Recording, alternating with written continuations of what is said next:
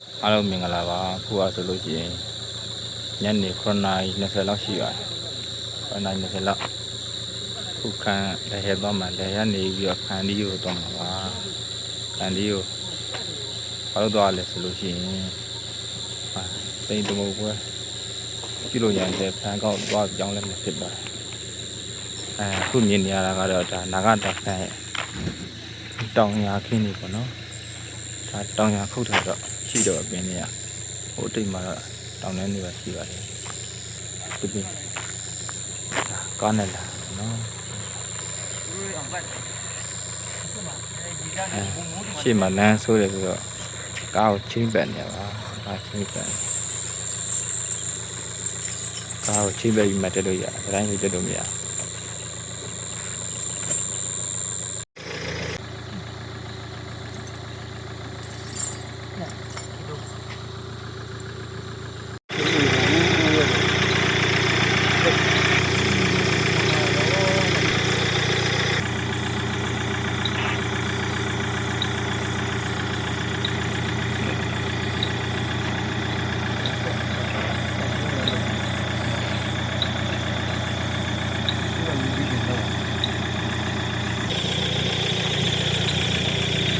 အခုဆိုလို့ရှိရင်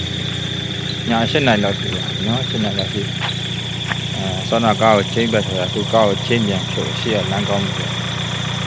7:00နာရီရှိရပြီဘာလို့ဒီမှာဆိုလို့ရှိရင်ပြီးသွားတာအမြဲတမ်းပြင်မှန်းတာနည်းနည်းသွားတာလမ်းနေရာမကောင်းလမ်းနေရာမကောင်းတော့ကြာနိုင်နေချီပြီးသွားတာ